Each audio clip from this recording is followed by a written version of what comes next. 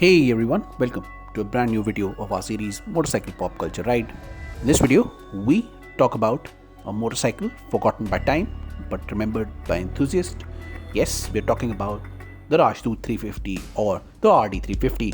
So let's start the video and talk about this bike. Japanese brand Yamaha has been popular for decades in India.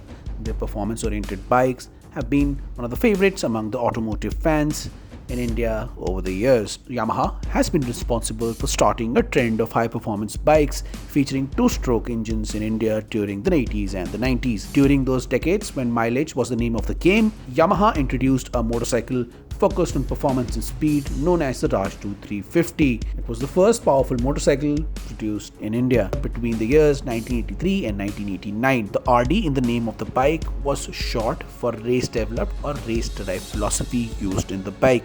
The motorcycle needed 6 seconds to go from 0 to 100 km per hour, which was a huge deal at the time. The Rajdoot 350 was basically the Indian successor to the Japanese Yamaha 350B.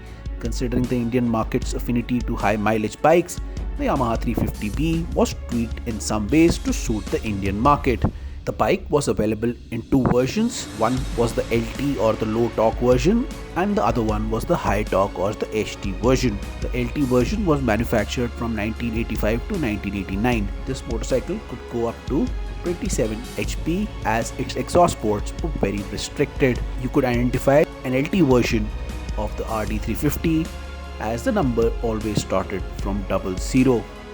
The HT or the powerful high torque version was produced between the years 1983 and 1985. It could power up to 31 HP, which was a big deal at the time. Any HT version motorcycle was highlighted with the engine numbers starting from 1A1. As much as the Rajdoot 350 changed the Indian buyer's perception for performance-oriented motorcycles, its success couldn't last long in India. As the years progressed, there were two reasons behind the decline that were chalked out over time. One reason was the immense power of the bike. Due to the power dynamics of the bike, most riders at the time became incapable of handling the bike's power.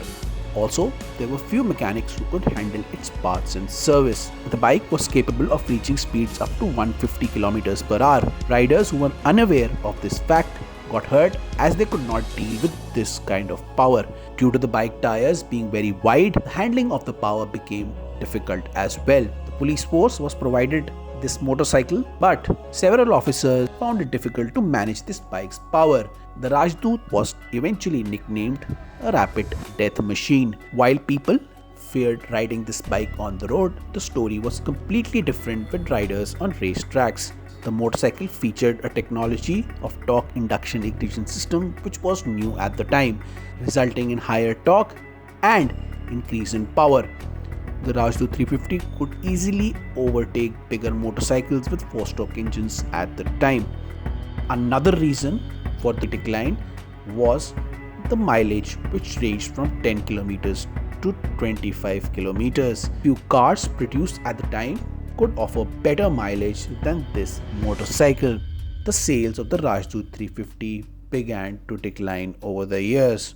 At one point of time, the bike was only seen on racetracks and was not seen on the road.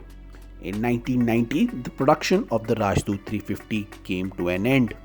Although the bike is gone, it became a legend as the bike introduced performance and speed never seen before in the Indian market.